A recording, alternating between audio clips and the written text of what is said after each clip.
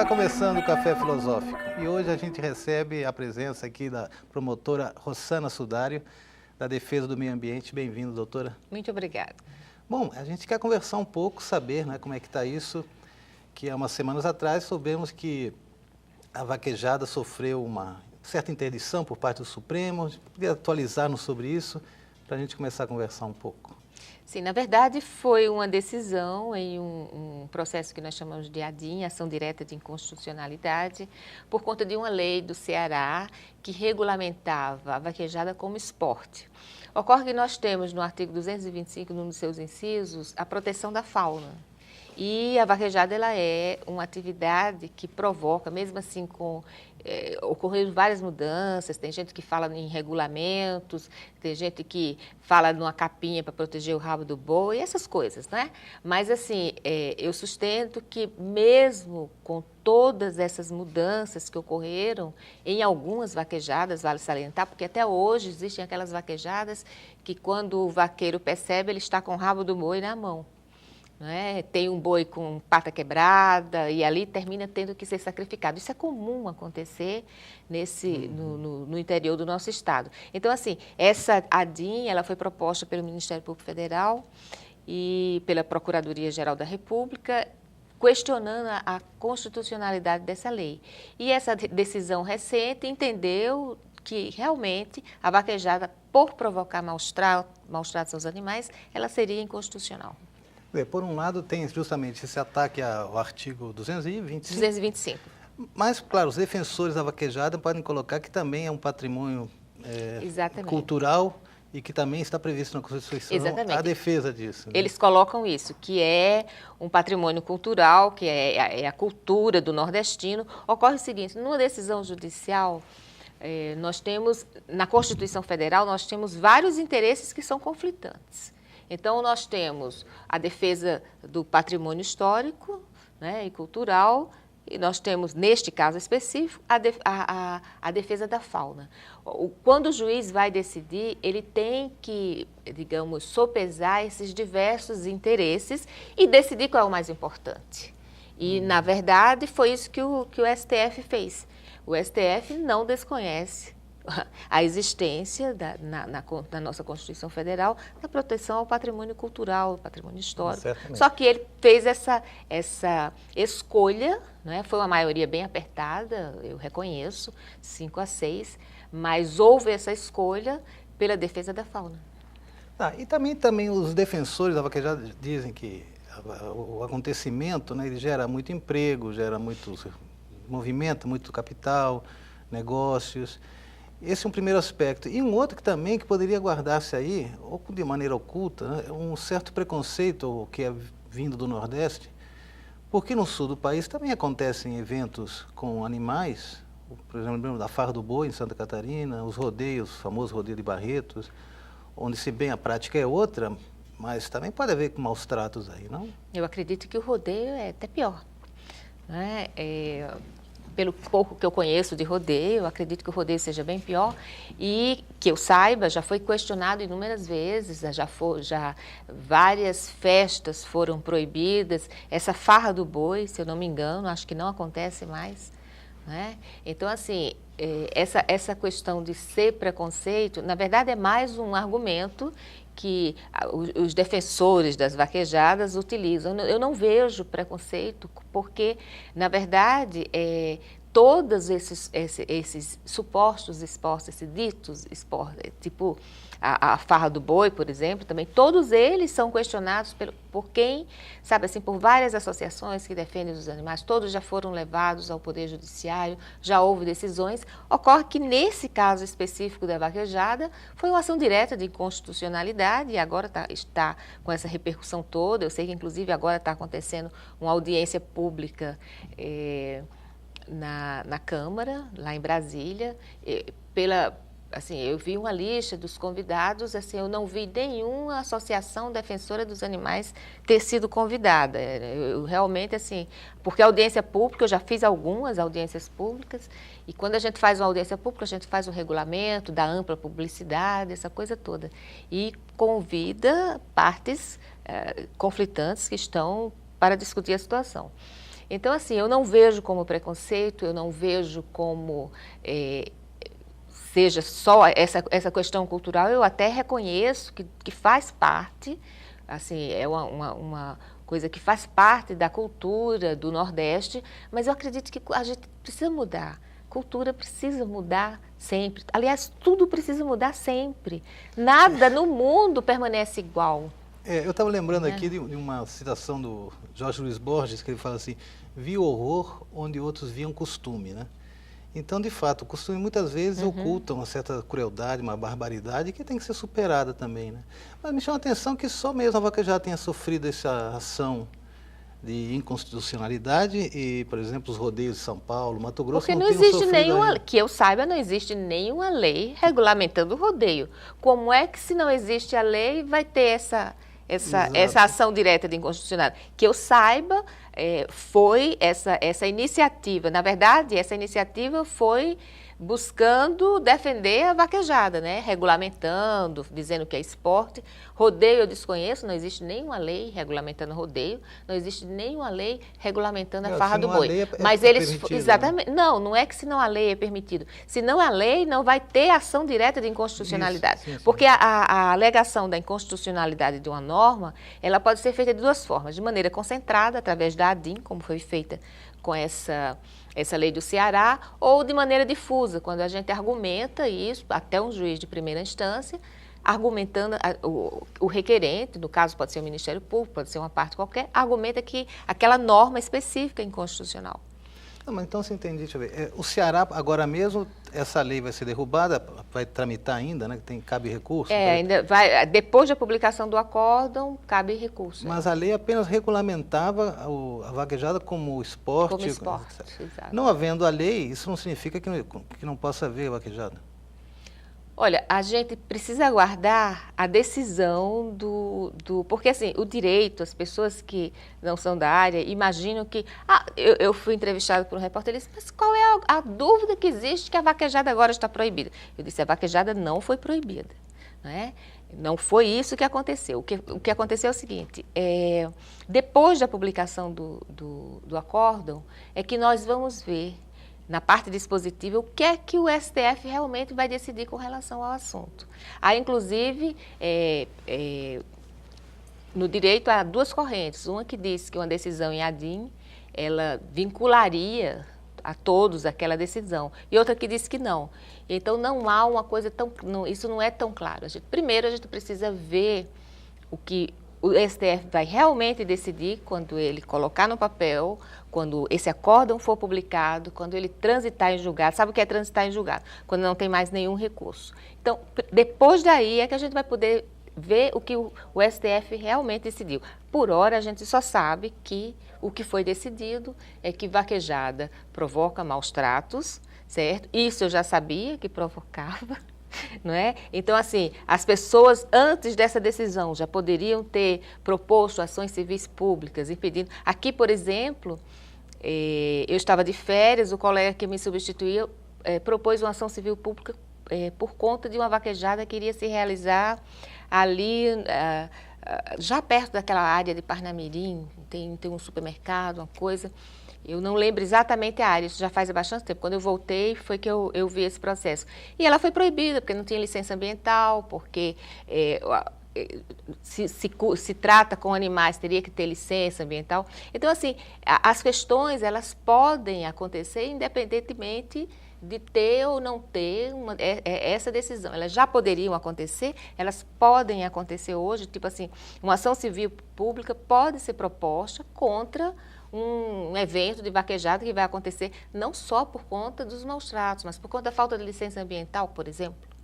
Né? Então, isso é possível. Até com um evento privado pode acabar acontecendo, né? Claro.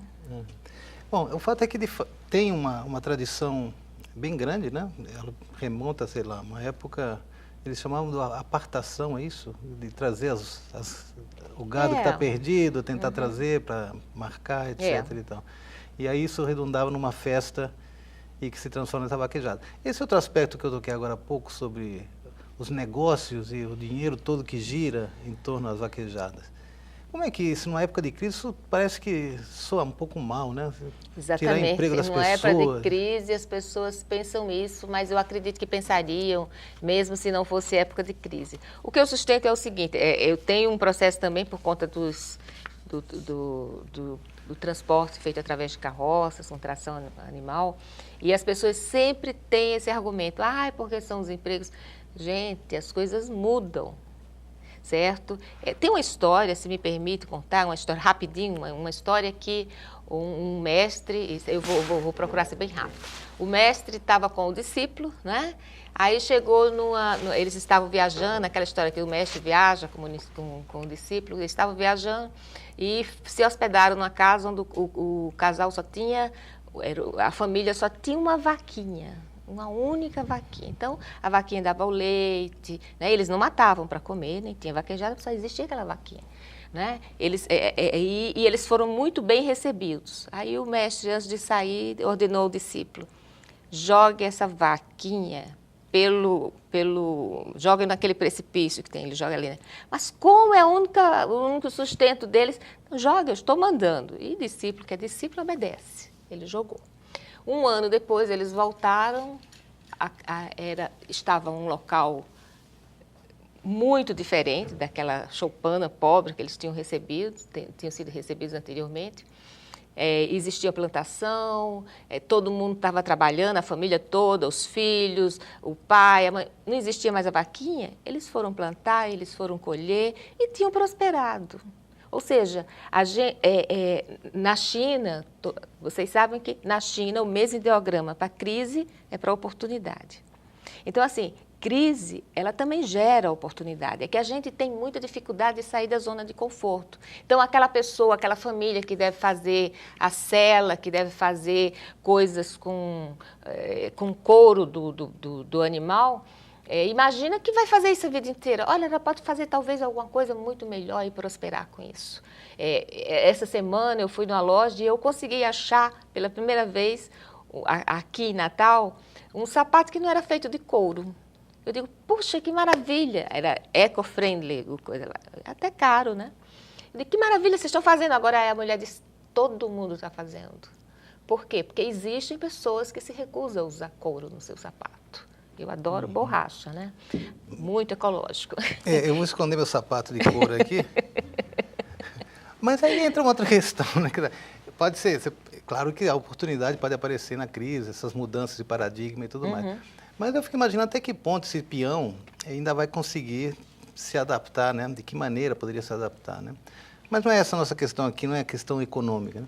É muito mais justamente de repensar, né, com outros caminhos que podem se abrir, sobretudo nessa relação do homem para com os, vamos dizer assim, esses animais domesticados que habitam o mundo humano e que acabam virando mercadoria, por exemplo. Né? Eu penso não só no gado e com todos os benefícios que eles podem trazer, desde nos calçar até nos alimentar, mas animais muito mais domesticados, né, como cachorro, gato, enfim, esses animais que habitam. Eu fico pensando até que ponto é que o homem não precisa realmente se encontrar consigo mesmo e descobrir que relação ele mantém com esses animais, né? Isso do maltrato é muito explícito, mas eu também fico pensando até que ponto não é que a gente fica manipulando esses animaizinhos que entram em casa. O Sandro Pimentel, né, que é vereador, não é isso, pessoal? Ele tem um projeto que é de castração de gatos pelas ruas, né? E eu tenho um processo contra o município por conta disso, por conta dessa falta de castração. Falta de castração. Vamos falar um pouco sobre isso, então. Vamos sim. Como Olha, que é? O que acontece é o seguinte, o gato, o cachorro também, mas o gato, ele prolifera, assim, de uma forma, digamos, geométrica. Então, a fêmea, ela pode ter, de 2 em 2 meses, né, 10 a 12 gatinhos. E o gato, que fica procriando por aí, com inúmeras fêmeas, ele pode, né, ser responsável por inúmeros outros. Então, assim, é uma questão matemática até, é geométrica essa proporção. O que é que acontece? Nós temos inúmeros gatos e cachorros, muito mais gatos, nas ruas da nossa cidade. Se a gente começar Quando eu não trabalhava com isso, eu não percebia muito. Hoje eu percebo o número de gatos que tem pelas ruas, porque como eles procriam muito rapidamente, está cada vez mais as nossas ruas cheias de gatos, de cachorros, e eles vão procriando, assim. Só que isso pode trazer não só maus tratos a esses animais, que eles não têm o que comer. Nós somos uma cidade, nós estamos cada dia mais urbanizada, eles não têm o que comer, eles não acham comida. Não é como o gato selvagem estaria no mato, por exemplo, e ele poderia arrumar essa sua própria alimentação. Na nossa cidade fica mais difícil. Mas isso também traz um problema aos seres humanos, que é doenças. Doenças são transmitidas pelos animais. Né? Então, assim, inclusive, nós temos um centro de controle de zoonoses que teria por obrigação fazer isso. Ocorre que existem também aquelas pessoas que gostam dos animais. Tem gente que compra animal, que eu acho um absurdo. Alguém comprar um animal com tantos animais abandonados. Mas não é proibido comprar, né? Não, não é proibido. Eu acho absurdo, porque aquela pessoa que compra um cachorrinho lindo, ela não sabe quem são os pais daquele cachorrinho. O que os pais daquele cachorrinho estão sofrendo para procriar.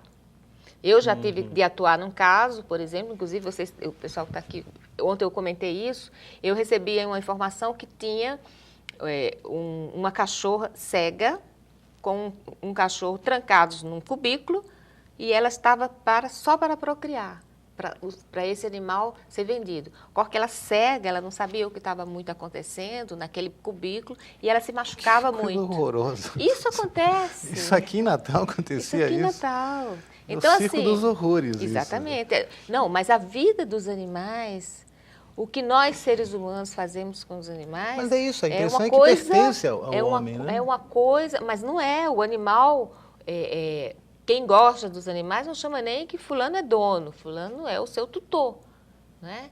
Essa coisa de ser dono é aquela visão de que o animal é uma coisa. E isso precisa mudar mais. A legislação hoje, na medida em que fala nos maus tratos aos animais, e na medida em que nós temos um artigo específico da Lei de Crimes Ambientais, tipificando os maus tratos como crime, também já está vendo essa situação. O animal não é mais só uma propriedade, né? Pois é, então, mas maus tratos está ali, faz parte da Constituição e está previsto, então, em lei.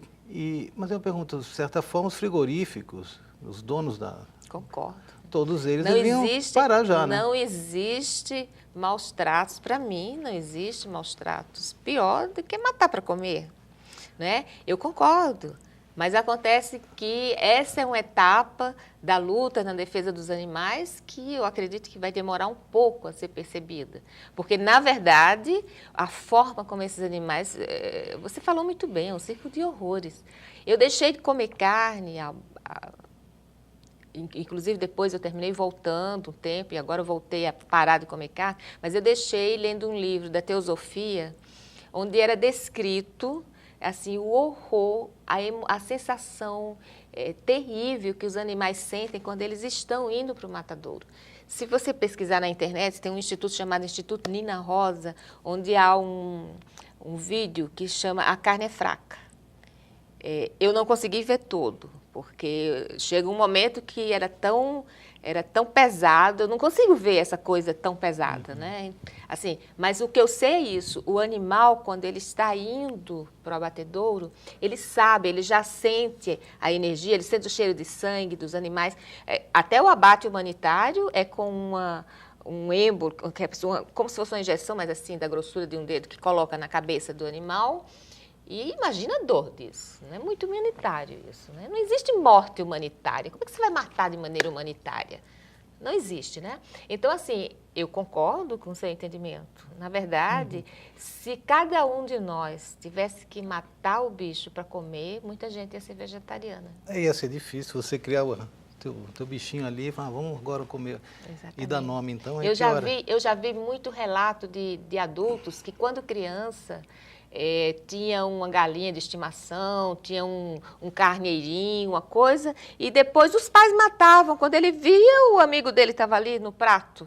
Isso é terrível para uma criança. Pois é, mas então também tem isso, né? A gente está colocando em questão o modo do homem habitar o mundo, no fim, né? Porque Exato, como nós mas nos já estava na relacionamos... hora. Eu acho que a gente sempre está fazendo isso, né? Mas agora está chegando a um ponto que é do homem começar a se ver numa responsabilidade para com a realidade, né? Para com o mundo que ele mesmo está construindo, né? Uhum. E eu acho que isso é muito grave e, assim, é decisivo também, de saber o que vai acontecer, né? Porque vamos parar de comer carne, como é que a gente se alimenta? O que acontece é o seguinte, você sabe que existe um número maior de bois, de animal para consumo, de que seres humanos no nosso planeta? Isso destinado a 10% das pessoas. Porque 90% da população não pode comprar isso para comer. 90% da população não tem acesso.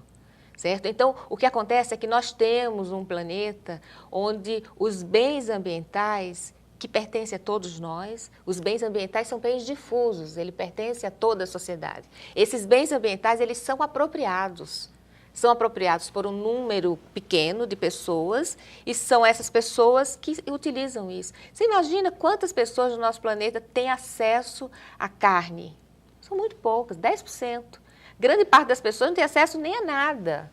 Não, ressoa aí, eu não sei, provavelmente não é isso, mas ressoa um discurso forte marxista, no certo sentido. Não, eu não sou marxista, pelo contrário, não sou. Pelo contrário? Pelo contrário, não é? Porque você está colocando, não. francamente, está dizendo, há uma eu pequena parte da eu população... estou falando em termos de planeta, estou falando em termos existenciais. Eu já fui, quando eu era estudante aqui nessa universidade, eu fui, sim, lia todos os livros. Hoje não poderia... Quem não foi, né? Não é quem não foi. Eu fui estudante aqui na época da ditadura, não tinha como não ser marxista.